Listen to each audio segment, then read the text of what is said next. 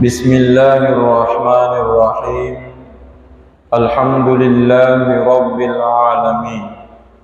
Wassalatu wassalamu ala asyrafil anbiya'i wal mursalin, sayyidina wa maulana Muhammad wa ala alihi wa ashabihi ajma'in.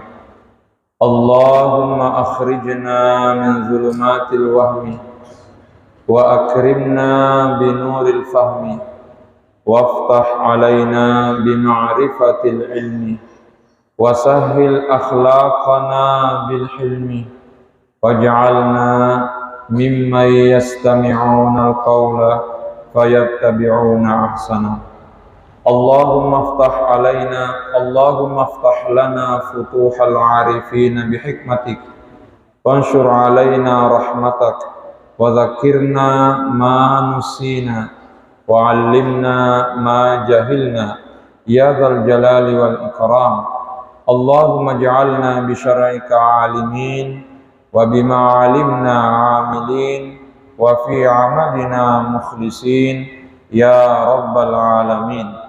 Allahumma barik lana fi majlisina hadza waj'alhu muhatan bil khairati wal anwari wal barakat wa waffiqna li salihil a'mali wal akhlaq bi rahmatika ya arhamar rahimin.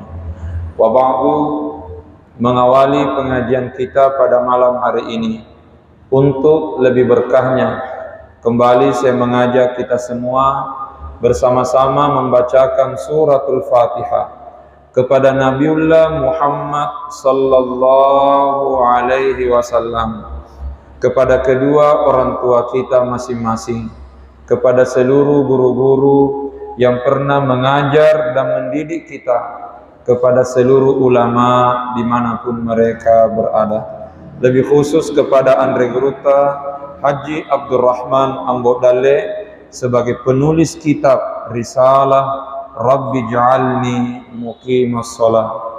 Al-Fatihah. A'udzu billahi minasy syaithanir rajim.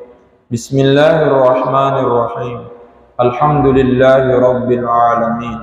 Ar-Rahmanir Rahim, maliki yaumiddin. Iyyaka na'budu wa iyyaka nasta'in. Ihdinas siratal mustaqim. Siratal ladzina an'amta 'alaihim ghairil maghdubi 'alaihim waladdallin. Amin. Insyaallah bacaan kita pada malam hari ini melanjutkan bacaan kita sebelumnya dari kitab Risalah Rabbi ja'alni muqimas shalah karya Andre Gruta Haji Abdurrahman Ambodale. Pada pengajian kita yang lalu, bacaan kita telah selesai pada Al-Faslur Rabi', pembahasan yang keempat. Sekarang kita memasuki Al-Faslul Khamis di kitabnya halaman 11. Al-Faslul Khamis, fasal yang kelima atau sub masalah yang kelima. Rajana onrona sempajange.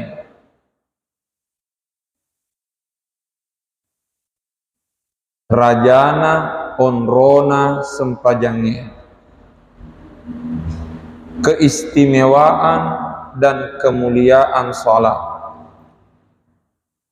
Majeppu rupa tawe. Majeppu rupa tawe ripasa kelingai ancajingenna. Sungguh setiap manusia disempurnakan penciptaannya. Majeppu rupa tawe ripasa kelingai ancajingenna. Sungguh setiap orang disempurnakan penciptaannya. Artinya setiap orang diciptakan dalam bentuk yang terbaik untuk papolei jama-jama linona naniap pasilen nerengi pakasiwiang akatangenna. Saya ulangi, untuk papolei jama-jama linona nenia pasilen nerengi pakasiwiang akatangenna, untuk melaksanakan pekerjaan-pekerjaan duniawinya dan juga melaksanakan ibadah sebagai penghambaannya kepada Allah. Saya ulangi, setiap orang diciptakan dalam bentuk yang terbaik, yang gunanya untuk dipergunakan melaksanakan pekerjaan-pekerjaan duniawi sekaligus melaksanakan ibadah sebagai bentuk penghambaan kepada Allah. Artinya apa? Allah Subhanahu wa ta'ala menjadikan manusia dalam bentuk yang terbaik karena memang Allah mempersiapkan manusia untuk bekerja dengan sebaik-baiknya, melaksanakan pekerjaan-pekerjaan duniawi dengan sebaik-baiknya, dan juga bentuk tubuh yang seperti ini memang inilah yang paling pantas dipergunakan untuk beribadah secara baik kepada Allah sebagai bentuk penghambaan kepada Allah Subhanahu wa ta'ala. Sarek kuamengi nasalamak lempu, sarek kuamengi nasalamak lempu, kiranya ia bisa selamat mau menenungan dan beruntung selamanya rilino nenia ri akhirat. Kiranya dia bisa selamat dan beruntung selamanya rilino nenia ri akhirat, di dunia dan di akhirat, insya Allah. Lab rioloni ribaca ripamulanna iawe mukaddimai. Sungguh telah kita baca pada pendahuluan kitab ini rima kedanai fuang Allah Subhanahu wa ta'ala, di mana Allah Subhanahu wa ta'ala berfirman di surah At-Tin ayat 4, dalam surah At-Tin ayat 4 yang mengatakan laqad khalaqnal insana fi ahsani taqwim. Artinya majepu si tonget-tongenna ki pancaji witawe rimasero kesinge bentukna iarega retekna. Majepu si tonget-tongenna ki pancaji witawe rimasero kesinge bentukna iarega retekna. Sungguh kami telah ciptakan manusia dalam bentuk yang terbaik, fi ahsani taqwim. Sebelum lanjut, sedikit penjelasan. Di dalam Al-Quran, Allah Subhanahu wa ta'ala terkadang menyebut dirinya dengan bentuk jamak nahnu, namun kadang pula Allah menyebut dirinya dalam bentuk mufrad, ana, saya. Sebagai contoh ayat yang kita baca ini, saya mau tanya dulu, yang menciptakan kita siapa? Allah. Tidak ada yang lain yang menciptakan kita selain Allah. Sementara Allah mengatakan laqad khalaqnal insana fi ahsani taqwim. Sungguh kami, ini bentuk jamak, kami telah ciptakan manusia dalam bentuk sebaik-baiknya bentuk. Allah mengatakan kami, sementara yang menciptakan kita hanya Allah. Pertanyaan, apa kira-kira hikmahnya Allah menyebut dirinya dalam bentuk jamak, dalam bentuk nahnu, kami? Kenapa Allah tidak mengatakan sungguh saya telah ciptakan manusia, tapi Allah mengatakan laqad khalaqna, bukan laqad khalaqtu. Kalau kita membaca kitab tafsir, setidaknya ada dua jawaban yang populer di kalangan ulama. Ada dua jawaban yang populer di kalangan ulama. Mungkin masih ada jawabannya lain, tapi yang paling populer setidaknya ada dua. Pertama, Allah menyebut dirinya dalam bentuk jamak atau nahnu itu litta'zim. Itu sebagai bentuk pengagungan atau penghormatan. Seolah-olah Allah mengajari kita adab dan akhlak. Allah seolah-olah mengajari kita adab dan akhlak. Perlu menghormati dan mengagungkan, litta'zim. Sehingga sering saya sampaikan begini, perhatikan. Salamat ni tomak kacoe, tapi malebbi tomak keadee. Sering saya sampaikan, salamat ni tomak kacoe, ne kia malebbi tomak keadee. Salamat ni tomak kacoe, ne kia malebbi tomak keadee. Selamatlah orang yang mengikuti, tetapi mulialah orang yang beradab. Artinya apa? Selama kita mengikuti Nabi Muhammad, insya Allah kita selamat. Selama kita berusaha mengikuti Nabi Muhammad, insya Allah kita selamat. Tetapi untuk selamat yang disertai dengan kemuliaan, mesti mengikuti Nabi dengan adab dan akhlak. Saya kasih contoh. Sekarang ada air minum disimpan oleh mahasiswa kita di sini, di atas mimbar, oleh Ustaz Makbul, ya, Ustazunal Kiram, Ustazunal Karim, ya, Makbul ya. Rabbuna yubarik fikum. Ada air gelas diletakkan di atas piring-piring kecil. Lalu piring-piring kecil ini diletakkan lagi di atas piring besar. Kira-kira salahkah andai kata gelas ini langsung disimpan di depan saya tanpa pakai piring?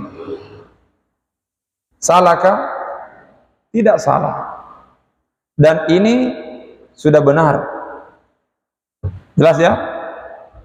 Tetapi ketika meletakkan air gelas di atas piring, baru disimpan di atas mimbar untuk guru, ini bukan hanya benar, tapi ini baik. Paham di sini? Sehingga tidak semua yang benar itu baik, tetapi kemungkinan besar semua yang baik itu benar. Saya ulangi, tidak semua yang benar itu baik, tapi kemungkinan besar semua yang baik itu benar. Paham di sini? Malek salamai tomak kacoe, tapi malek bii tomak keadee. Kata ulama, Allah menyebut dirinya dengan kata nahnu itu sebagai bentuk litta'zim, penghormatan atau pengagungan. Bukan berarti Allah sombong dengan dirinya, bukan.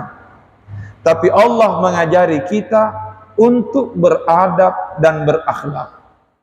Contoh, kalau saya mengatakan misalnya,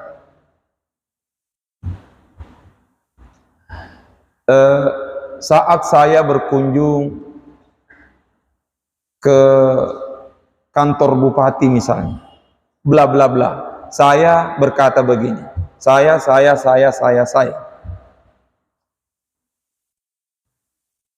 pada dasarnya yang saya sampaikan itu benar. Tapi yang mana kira-kira lebih sopan dan lebih beradab? Kalau saya mengatakan saat kami berkunjung ke kantor bupati, lalu kami menghadap beliau, lalu kami menyampaikan bla bla bla bla. Kira-kira yang mana lebih sopan? Kata saya atau kata kami? Itulah yang dimaksud Allah mengajari kita adab dan akhlak. Padahal bisa jadi Allah mengatakan laqad khalaqtu, sungguh saya telah ciptakan. Tapi Allah mengatakan laqad khalaqna, karena Allah mengajari kita adab dan akhlak. Yang kedua, kata ulama, Allah Subhanahu wa taala menggunakan kata nahnu, kami, yang menunjuk pada dirinya karena Allah ingin memberi pesan bahwa ketika Allah menyebut dirinya dengan kata nahnu, itu isyarat pekerjaan itu ada keterlibatan pihak lain. Ada keterlibatan pihak lain. Artinya tidak langsung Allah dengan sendirinya kun fayakun, tapi ada keterlibatan pihak lain. Bukan berarti Allah membutuhkan pihak lain sehingga itu terjadi, tapi lagi-lagi Allah mengajari kita adab dan akhlak. Ya. Artinya apa? Selama bisa kerjasama, kenapa mesti SDM? Selamatkan diri masing-masing. Ya. Selama bisa kerjasama, kenapa mau menjadi pemain tunggal? Selama bisa jadi super team, kenapa ingin jadi Superman? Ya. Saya kasih contoh. Yang menurunkan Al-Quran kepada Nabi Muhammad siapa? Al-Quran turun dari mana? Dari Allah. Tapi Allah menyebut turunnya Al-Quran, inna anzalnahu fi lailatul qadr. Sesungguhnya kami telah turunkan Al-Quran. Kenapa Allah mengatakan kami padahal sumber Al-Quran hanya Allah? Karena turunnya Al-Quran ke Nabi Muhammad itu ada keterlibatan malaikat Jibril. Bukan berarti Allah butuh malaikat Jibril, tetapi demikianlah caranya Allah mengajari kita. Ada prosedur namanya. Paham di sini? Jadi Allah menyebut dirinya dengan kata nahnu sebagai isyarat ada keterlibatan pihak lain. Begitu juga dengan terciptanya kita. Laqad khalaqnal insana fi ahsani taqwim. Sungguh kami telah ciptakan manusia dengan sebaik-baik ciptaan. Itu berarti lahirnya kita itu karena ada keterlibatan pihak lain. Bukan hanya Allah yang langsung kun fayakun, tapi ada keterlibatan pihak lain ketika ayah dan ibu melakukan peran dunia ketiga. Jelas di sini? Dan ingat, ini pesannya. Ternyata Allah menciptakan manusia dalam bentuk yang terbaik. Ternyata itu dipengaruhi juga oleh pihak lain. Artinya apa? Pandai-pandailah dalam memilih pasangan. Karena memilih pasangan terbaik itu bisa memperbaiki keturunan. Paham di sini? Jadi inilah yang disebut dengan keterlibatan pihak lain. Tapi ketika Allah mengatakan wa ma khalaqatul jinna wal insa illa liya'budun, tidaklah aku ciptakan jin dan manusia kecuali liya'budun, untuk menyembahku. Kenapa Allah mengatakan wa ma khalaqtu, bukan wa ma khalaqna? Tidaklah aku ciptakan. Kenapa Allah tidak mengatakan tidaklah kami ciptakan? Karena inti dari ayat ini adalah tujuan kita diciptakan liya'budun, untuk menyembah Allah. Karenanya Allah menyebut dirinya dengan kata ana, kata saya, aku. Karena itu isyarat tidak ada yang berhak disembah selain Allah. Jelas nih? Oke. Laqad khalaqnal insana fi ahsani taqwim. Majepu si tonget-tongenna kipancaji witaweri masaro kesinge bentukna ia regartena. Sungguh kami telah ciptakan manusia dengan sebaik-baik bentuk atau dengan sebaik-baik ciptaan.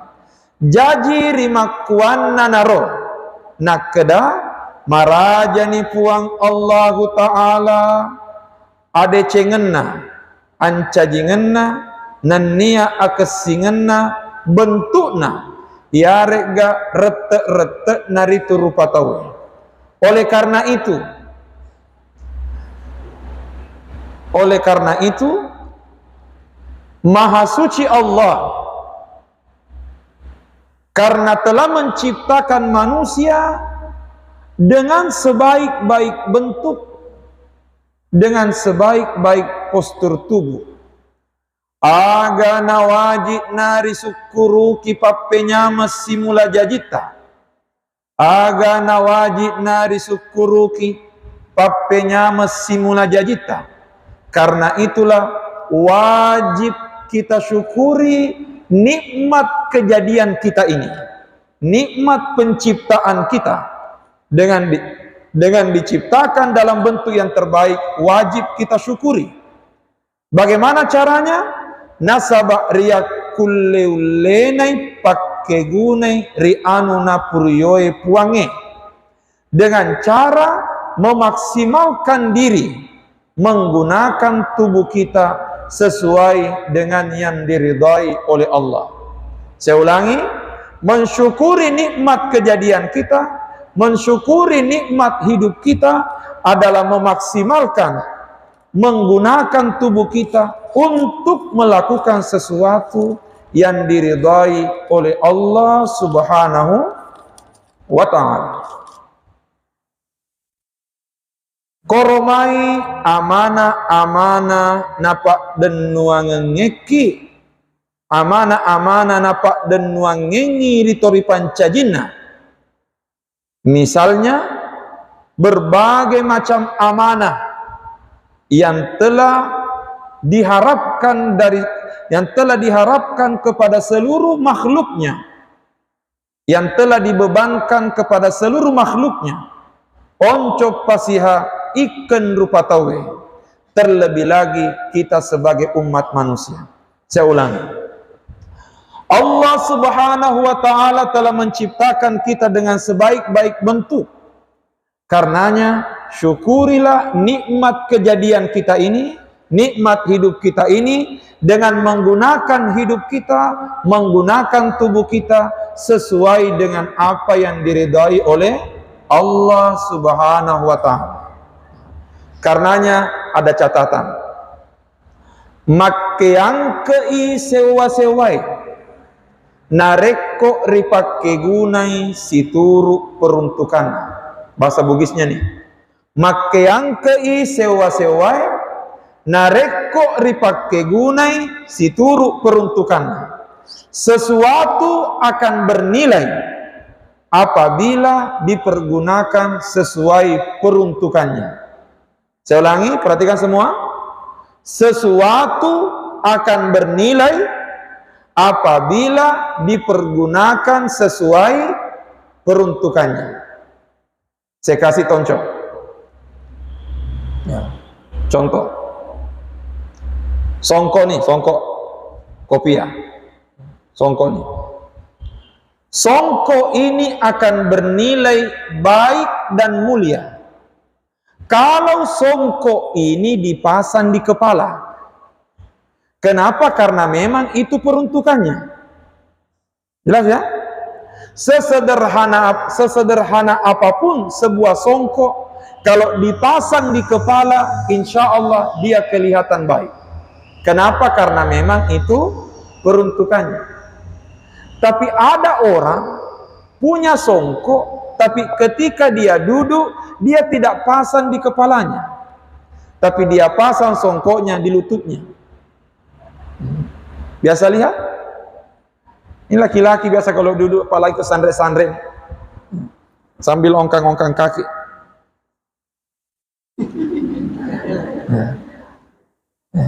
Dia pasang songkoknya di lutut. Pertanyaan, bagaimana penilaian kita? Jawabannya, seolah-olah nilainya songkok itu turun. gara-gara dipergunakan bukan pada peruntukannya. Jelas di sini?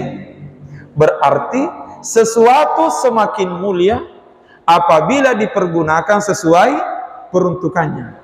Karenanya, bila kita menginginkan tubuh ini bernilai mulia, maka gunakanlah tubuh sesuai peruntukannya. Pertanyaan, apa peruntukannya tubuh kita? Jawabannya, wa ma khalaqatul jinna wal insa illa liya'budun. Tidaklah aku ciptakan jin dan manusia kecuali untuk beribadah kepadaku. Karenanya, agar tubuh kita ini bernilai, gunakanlah tubuh kita untuk beribadah. Pertanyaan, mahiyal ibadah? Yang mana itu yang disebut ibadah? Jawabannya cukup banyak penjelasan ulama, tapi dua yang ingin saya sampaikan terkait mahiyal ibadah. Yang mana itu sebenarnya, atau apa sebenarnya yang disebut dengan ibadah? Pertama, ada yang mengatakan al-ibadatu hiyal hayatu kulluha. Al-ibadatu hiya al-hayatu kulluha. Ibadah itu adalah seluruh aspek kehidupan kita bisa bernilai ibadah. Saya ulangi, mahiyal ibadah? Ada yang menjawab, al-ibadah hiyal hayatu kulluha. Ibadah itu adalah semua kehidupan kita, semua aspek kehidupan kita bisa bernilai ibadah. Bagaimana caranya? Ketika yang kita lakukan semua diniatkan lillahi ta'ala dan sesuai ketaatan kepada Allah, maka itu adalah ibadah. Itu definisi pertama. Tapi definisi yang kedua, dan sepertinya ini yang lebih mudah dipahami. Apa itu? Ibadah adalah melakukan apa yang diridhai oleh Allah. Ibadah adalah melakukan apa yang diridhai oleh Allah. Selama yang kita lakukan diridhai oleh Allah, maka itu adalah ibadah. Jelas di sini? Saya ulangi. Ibadah adalah melakukan apa yang diridhai oleh Allah. Selama yang kita lakukan diridhai oleh Allah, maka itu adalah ibadah. Tambahan penjelasan. Kita punya dua tugas. Kita punya dua tugas. Satu, tugas ibadah. Dua, tugas ubudiyah. Satu, tugas ibadah. Yang kedua, tugas ubudiyah. Apa artinya? Ibadah adalah pengabdian. Ubudiyah adalah penghambaan. Saya ulangi, ibadah adalah pengabdian. Berarti beribadah sama kalau kita mengabdi. Sementara ubudiyah adalah penghambaan. Pertanyaan, bagaimana caranya membedakan antara ibadah dengan ubudiyah? Jawabannya begini. Jawabannya adalah melakukan yang diridhai oleh Allah itu adalah ibadah. Sementara meridhai apa yang dilakukan oleh Allah itu adalah ubudiyah. Bisa dibedakan? Saya ulangi ini, perhatikan. Kita punya dua tugas. Tugas mengabdi dan tugas menghamba. Pengabdian dan penghambaan. Istilah Bugisnya ibadah dan ubudiyah. Istilah Bugis. Ibadah dan ubudiyah. Ya. Kayaknya ada yang tidak sadar ini. Ya. Ibadah dan ubudiyah. Dua-duanya ini tugas kita nih. Pertanyaan, apa yang dimaksud ibadah, apa yang dimaksud ubudiyah? Ibadah adalah melakukan apa yang diridhai oleh Allah. Selama yang kita lakukan diridhai oleh Allah, maka itu disebut ibadah. Sementara ubudiyah, menghamba kepada Allah, adalah meredai apa yang dilakukan oleh Allah. Selama kita berusaha reda terhadap apa yang dilakukan oleh Allah, maka pada saat itulah kita berubudiyah kepadanya. Ada orang bisa beribadah, tapi tidak bisa berubudiyah. Ada juga orang bisa berubudiyah, tapi tidak mau beribadah. Pokoknya dia ikhlas menerima apa yang diberikan Tuhan. Suka duka dia nikmati. Dapat kebaikannya, alhamdulillah. Dapat kesulitannya, santai-santai saja hidupnya. Dia reda dengan semua ketentuan Tuhan. Tapi makutu mas sempatnya. Banyak uangnya, senyum manis. Habis uangnya, tidak sampai menangis. Paham nih? Artinya enjoy saja hidup ini. Apa saja yang diberikan Tuhan, pokoknya dia nikmati. Suka duka dia nikmati, dengan keyakinan bahwa semua pemberian Tuhan itu yang terbaik. Tapi makutu, artinya ubudiyahnya bagus, tapi ibadahnya bermasalah. Ada juga orang ibadahnya semangat, tapi ubudiyahnya tidak ada. Rajin sekali sholat, rajin sekali baca Quran, rajin sekali puasa sunnah, tapi begitu kehilangan barang, stres. Pokoknya rajin sekali sedekah, rajin sekali ibadah, rajin sekali puasa sunnah, rajin sekali salat tahajud, tapi begitu tidak terpilih, artinya apa? Semangat ibadah, tapi tidak ada ubudiyah. Yang dibutuhkan itu adalah ibadah plus ubudiyah. Ya. Karenanya ada satu prinsip yang perlu kita perpegangi. Kullu fi'lil hakim lahu hikmah. Kullu fi'lil hakim lahu hikmah. Semua yang dilakukan oleh Allah pasti ada hikmahnya. Semua yang dilakukan oleh Allah pasti ada hikmahnya. Seperti anak-anakku semua, kalian hadir belajar di Mangkoso nih, kalian semua nih hadir belajar di Mangkoso. Saya mau tanya dulu, kira-kira dalam hidup ini ada kebetulan atau tidak? Yang disebut dengan kebetulan berarti tidak ditentukan oleh Tuhan. Kebetulan. Kira-kira ada kebetulan atau tidak? Ada atau tidak?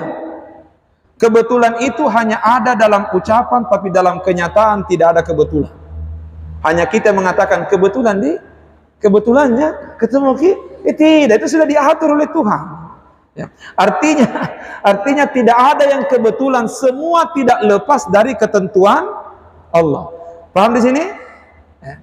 Saya tanya dulu, saya mau tes keimanannya semua. Kalian percaya sama Al-Quran atau tidak? Percaya atau tidak? Makbul percaya? Percaya sama Al-Quran. Kemudian tidak ada sesuatu yang lepas dari ketentuan Allah. Kalau kita percaya dan yakin dengan Al-Quran, maka peganglah, la yukallifullahu nafsan illa usaha. Allah tidak memberi beban di luar kemampuan hambanya. Berarti kalian duduk sekarang di sini belajar di pesantren Mangkoso, ikut pengajian, itu bukan kebetulan. Tapi ini sudah ditentukan oleh Allah. Dan kalau ini sudah ditentukan oleh Allah, pastikan Allah tidak membebani kalian datang ke sini di luar kemampuan. Berarti Allah tahu kalian bisa menjalani ini semua dengan baik. Kita hanya butuh waktu, butuh sabar, butuh semangat. Cuma ada santri, ada mahasiswa, kutu paham. Ya. Paham nih? Sama dengan yang senior ini mau berangkat KKL ini. Insya Allah tanggal 23 akan berangkat KKL ke daerah Luwu sana. Perjalanan kurang lebih 6-7 jam. Jauh ya? Dan akan ditempatkan di daerah-daerah terpencil, pelosok-pelosoknya Luwu. Ada yang mau berangkat KKL senyum manis, semangat. Tapi ada yang mau berangkat KKL kayak menghadapi beban hidup yang luar biasa. Ya. Padahal keyakinannya la yukallifullahu nafsan illa, Allah tidak mungkin memberi beban di luar kemampuan kita. Berarti Allah tahu kita bisa menjalani ini semua. Cuma terkadang kita yang tidak siap menjalani. Pembekalan cuma 4 hari. Masa kuliah 4 tahun. Tapi begitu menghadapi KKN, nanti fokus mempersiapkan diri di 4 hari ini. Akhirnya, Ustaz, bagaimana caranya kalau ada jenazah meninggal baru tidak bisa dimandikan, mau ditayamumkan? Gimana caranya mentayamumkan jenazah? Ini pelajaran semester pertama, semester 2, bukan pelajaran pembekalan. Benar sih? Ustaz, gimana caranya? Siapa yang paling berhak jadi imam? Masih ada yang suka merokok, ada juga yang tidak merokok. Karena ada juga jamaah tidak mau kalau diimami sama orang yang suka merokok. Nanti bisa jadi imam kalau imamnya itu tidak suka merokok. Bagaimana cara menjawab seperti ini? Maka saya jawab, pastinya tidak boleh jadi imam kalau merokok.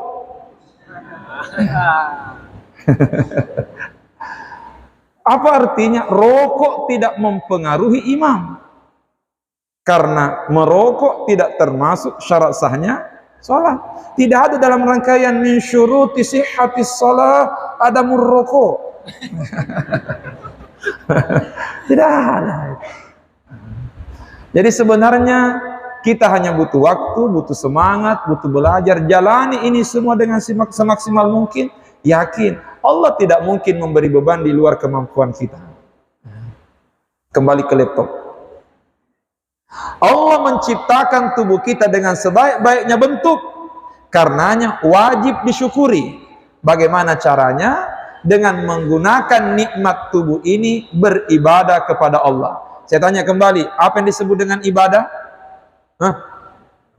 Ibadah adalah melakukan apa yang diridai oleh Allah. Selama yang dilakukan diridai oleh Allah, maka itu adalah ibadah. Sementara ubudiyah meridai apa yang dilakukan oleh Allah. Baik buruknya redalah menerima ketentuan Allah. Karena keyakinan kita nih, saya tanya dulu, Allah maha baik atau tidak? Jujur, Allah maha baik atau tidak? Kalau yakin Allah maha baik, berarti tidak ada sesuatu yang ditentukan dan ditetapkan oleh Allah tidak baik. Paham nih? Kalau Allah maha baik, tidak mungkin Allah menetapkan sesuatu yang tidak baik. Berarti apapun yang ditetapkan Allah kepada kita, yakini setelah itu pasti ada kebaikan. Kita hanya butuh 2 sikap dalam menjalaninya. Apa itu? Bila menyenangkan, syukuri. Bila menyedihkan, sabari. Paham ya? 2 aja. Syukur, sabar. Sabar, syukur. Pergi maulid, ini ujian 2 sifat ini. Menghadiri acara maulid, ini ujian. Ujian syukur dan ujian sabar. Ada orang hadir pada acara maulid, hanya siap syukur, tidak mau sabar. Tapi ada juga jamaah, sabarnya luar biasa, sampai-sampai menolak syukur. Dikasih ember, kan? Ya, nih, jangan dikasih. Ya, itu dahulu kan. Ya, terima saja, syukur. Ya. Itu namanya menolak syukur itu. Ustaz, saya sudah bersyukur. Cuma saya kedepankan, saya lebih bersyukur lagi kalau berbagi kebaikan. Itu bagus itu. Ya. Saya bukan berarti menolak pemberian Ustaz karena saya tidak bersyukur. Malah saya bersyukur. Tanda kesyukuranku dengan berbagi kebaikan kepada orang. Bagus. Ya. Ada orang siap syukur tapi tidak siap sabar. Begitu dikasih ember maulid, Masya Allah, senyum sumringah. Sampai-sampai matahari kayak malu-malu bersinar. Gara-gara kalah sama senyum manisnya. Tapi begitu tidak dapat ember, tidak mau tinggalkan tempat.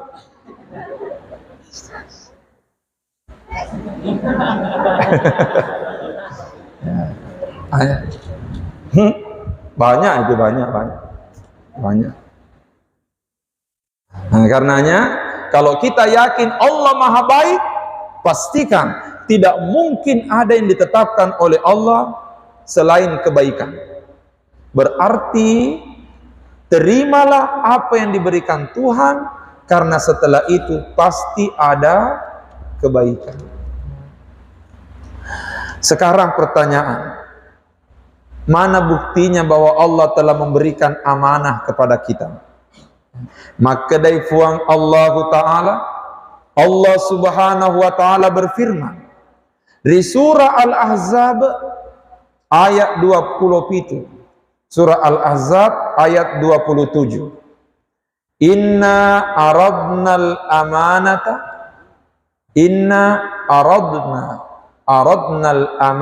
'alas samawati wal ardi wal jibali.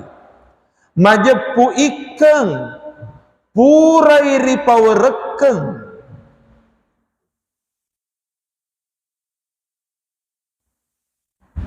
majepu ike purai ripawerekeng amanah-amanai rilangi enenia ritanae anrenge ribulu'e. Sungguh kami telah memberikan amanah kepada langit dan bumi dan gunung-gunung yang ada di bumi ini. Sudah diberikan amanah. Tapi ternyata fa'abaina ayyahmilnaha, aga napada masima maneng nenia wa asfaqna minha, nenia metaum pawai itu. Namun ternyata semuanya itu menolak. Semuanya itu menolak dan tidak siap menerima amanah yang berat ini. Jadi Allah sudah beri beban kepada langit, bumi dan gunung untuk menerima amanah. Amanah apa itu? Adalah amanah untuk memaksimalkan ibadah kepada Tuhan. Tapi ternyata semua menolak dan tidak siap menerima amanah ini. Wa hamalahal insanu aga natawena tarima. Namun ternyata manusialah yang menerimanya. Ini manusia percaya diri. Langit, bumi dan gunung sudah menolak, tapi ternyata manusia siap menerima. Berarti ketika ada orang percaya diri, sebenarnya itulah memang sifat awalnya manusia. Karena buktinya langit, bumi dan gunung menolak amanah, tapi manusia siap menerimanya. Sampai-sampai ada orang sudah tidak mampu menerima amanah, masih mau menerima amanah. Hebatnya manusia ini. Ada yang unik dari ayat ini. Kalau kita baca secara lengkap ayatnya, ada yang unik. Surah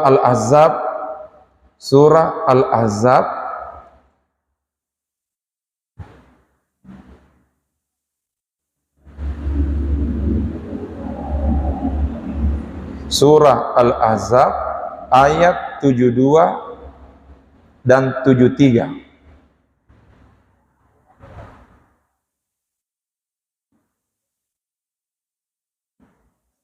Atau 71, 72, 73. Ayat ini yang kita baca tadi ayat 72. Mohon maaf, bukan ayat 27 ya. Ayat 72 nih. Bukan ayat 27. Mohon maaf, di sini salah ketik nih. Ayat 72, bukan ayat 27 ya. Diperbaiki lagi. Inna aradnal amanata 'alas samawati wal ardi wal jibali fa'abaina ayyahmilnaha wa ashfaqna minha wa hamalahal insan. Ternyata amanah ini ditolak oleh langit, bumi dan gunung, tapi ternyata diterima oleh manusia. Sampai-sampai Allah mengatakan, manusia menerima itu, innahu kana zaluman jahula. Sesungguhnya manusia itu zalim dan bodoh. Allah mengatakan manusia yang menerima karena mereka itu zalim dan bodoh. Berarti terlalu pede menerima amanah. Terlalu pede menerima amanah itu rici-rici kezaliman dan kebodohan. Ciri-ciri. Ini Allah mengatakan innahu kana zaluman jahula. Tapi coba lihat ayat sebelumnya dan ayat setelahnya. Allah memang mengatakan manusia itu zalim dan bodoh. Tapi jangan gara-gara kalimat itu lantas kita lemah dan tidak mau memaksimalkan diri dalam menjalankan amanah. Karena ternyata lanjutan ayatnya atau ayat terakhir dari surah Al-Ahzab itu motivasi. Sekalipun awalnya ada ancaman, liyu'azziballahul munafiqina wal munafiqat. Allah akan menyiksa orang munafik laki-laki dan perempuan. Apa yang disebut dengan munafik? Lain diucapkan, lain yang dilakukan. Menerima amanah, siap. Tapi ternyata mengkhianat, munafik, siap-siap disiksa. Saya akan memakmurkan rakyat. Coblos nomor sekian. Ini percaya diri. Ternyata begitu terpilih, ternyata la ilaha illallah zaluman jahula. Inilah liyu'azziballahul munafiqina wal munafiqat wal musyrikina wal musyrikat. Ini ancaman semua. Tapi ada kabar gembiranya. Wa yatuballahu 'alal mu'minina wal mu'minat. Tapi Allah akan menerima taubatnya orang beriman laki-laki dan perempuan. Artinya apa? Amanah ini bila ingin mendapatkan pertolongan Tuhan, upayakan jalankan amanah dengan penuh keimanan. Karena disitulah akan mendapatkan ampunan Tuhan, sebab Allah wa kana Allahu ghafurur rahimah. Karena Allah Maha Pengampun lagi Maha Pengasih. Seolah-olah kita ingin mengatakan, Ilahi, kaifa ad'uka wa ana 'asin wa kaifa la ad'uka wa anta karim. Tuhan, bagaimana aku berdoa kepadamu sementara aku seorang pendosa, tapi bagaimana aku tidak berdoa kepadamu sementara Engkau adalah Tuhan yang Maha Memberi. Seolah-olah kita ingin mengatakan, ya Allah, kalau kulihat-lihat dosaku ya Allah, malu-malu Kak mendekat. Tapi kalau kulihat kedermawananmu ya Allah, itulah yang menyemangatiku untuk selalu dekat kepadamu. Kemudian ayat sebelumnya, ayat 70, ayat 71, ini yang lebih keren. Yuslih lakum a'malakum wa yaghfir lakum dzunubakum wa may yuti'illaha wa rasulahu faqad faza fawzan 'azima. Siapa yang taat kepada Allah dan Rasulnya, maka dia akan mendapatkan keberuntungan yang besar. Apa artinya? Menerima amanah itu adalah bagian dari kezaliman dan kebodohan. Tapi jangan sampai berlemah diri dan tidak semangat menjalankan amanah ini, sebab Allah Maha Pengampun lagi Maha Pengasih. Dan yang kedua, bagaimanapun beratnya amanah ini, terimalah dengan penuh keimanan, laksanakanlah dengan penuh ketaatan kepada Allah dan Rasulnya, karena pastinya faqad faza fawzan 'azima. Yang taat kepada Allah dan Rasulnya, itulah yang akan mendapatkan keberuntungan yang besar. Inilah yang disebutkan oleh Andre Gruta dalam kitabnya. Majepu ike pura ri pawerekeng amanah-amanah ri langi enen niari tanai anrengeri bulue. Agana pada masih mamanan nenia metaum pawer itu. Langit, bumi dan gunung menolak amanah dan tidak siap menjalankan amanah ini. Wa hamalahal insan agana tawinat tarima. Namun ternyata manusia siap menerimanya. Oleh karenanya amanah sudah kita terima. Oleh karenanya laksanakanlah dengan penuh kebaikan, dengan penuh keimanan, dengan penuh ketaatan. Karena wa may yuti'illaha wa rasulah faqad faza fawzan 'azima. Hanya orang yang taat kepada Allah dan Rasulnya akan mendapatkan keberuntungan yang besar. Saya kira demikian. Wallahu a'lam. A'udzu billahi minasyaitonir rajim. Bismillahirrahmanirrahim. Alhamdulillahi rabbil alamin. Allahumma salli ala sayyidina Muhammad wa ala alihi wa sahbihi wa sallim. Allahumma anfa'na bima 'allamtana wa 'allimna ma yanfa'una warzuqna ilma yanfa'una. Rabbana zidna ilman warzuqna fahma. Subhanaka la ilma lana illa ma 'allamtana innaka antal alimul hakim. Rabbana atina fid dunya hasanah wa fil akhirati hasanah wa qina adzabannar. Wa sallallahu ala sayyidina Muhammad wa ala alihi wa sahbihi wa sallam. Subhana rabbika rabbil izzati amma yasifun wa salamun alal mursalin walhamdulillahi rabbil alamin. Allahumma salli afdala salatin ala as'adi makhluqatika sayyidina Muhammad wa ala alihi wa sahbihi wa sallim adada ma'lumatika wa midatika kullama zakaraka zakiruna wa ghafala an zikrihil ghafilun. Allahumma amin. Sebelum kita tinggalkan tempat masing-masing, mumpung saya ingat, insyaallah tanggal 25 Oktober yang akan datang sampai tanggal 28 Oktober, 4 hari, 25, 26, 27, 28, kita akan kedatangan tamu seorang ulama besar dari Mesir, Syekh Hisham Al-Kamil. Syekh Hisham Kamil, insyaallah beliau tiba di pesantren kita pada hari Kamis siang, insyaallah tanggal 25 Oktober, hari Kamis pekan depan, besok Kamis pekan depan, insyaallah akan tiba di pesantren kita Rabu, hari Rabu, insyaallah hari Rabu tiba di pesantren kita tanggal 25, 26, 27, 28. Ada 3 pesantren yang didatangi di Sulawesi. Di Luwu 1, pesantren Nurul Junaidiyah, kemudian pesantren Mangkoso, dan salah satu pesantren yang ada di Gorontalo. Semua pesantren yang lain ini hanya didatangi 1 hari maksimal 2 hari, 2 hari dengan perjalanan. Tapi alhamdulillah Mangkoso siap didatangi selama 4 hari. Sebuah kesyukuran. Dan beliau akan membaca dan mengkhatamkan 4 kitab sekaligus lengkap dengan mengijazahkan sanadnya kitab itu kepada anakku semua. Proses pembelajarannya full time, pagi sampai siang, sore sampai malam. Pagi jam 8 sampai jam 12, sore setelah asar sampai malam.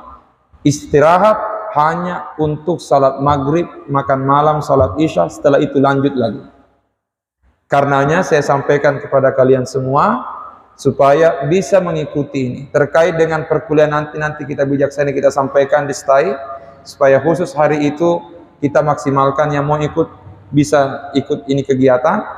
Lalu bagaimana caranya untuk mendapatkan kitab? Kitabnya sudah ada sama saya, tinggal dicetak dan diperbanyak, tapi bukan untuk dibagikan filenya, dan hanya akan dibagikan cetakannya. Tetapi ada fulus, mulus, tiada fulus, manfus. Sebenarnya Syekh tidak memberikan ketentuan begitu, tetapi saya sendiri yang buat ketentuan bahwa yang mau ikut silahkan, tapi bila ingin dapatkan kitabnya perlu tanda usaha kita, manjada wajada. Itulah tanda semangat kita, karena memang belajar itu butuh perjuangan dan pengorbanan. Karenanya sebenarnya biaya cetaknya tidak cukup 50.000, tetapi kita bulatkan saja 50.000. Ya, ada fulus, mulus, ada fulus, manfus. Ya. Semua yang dikumpulkan nanti dari yang hadir itu kita akan berikan kepada beliau sebagai tanda terima kasih kita karena telah hadir di pesantren ini. Jelas ya? Nah, kepada siapa nanti dikumpulkan, diserahkan itu biaya kitabnya, nanti saya sampaikan di kemudian hari, ya, bukan di hari kiamat. Ya. Nanti saya sampaikan beberapa hari ke depan, karena kami akan tentukan kepanitiaan. Jelas ya? Insyaallah, mudah-mudahan semua bisa ikut dan bisa mendapatkan berkahnya insyaallah ta'ala. Assalamualaikum warahmatullahi wabarakatuh.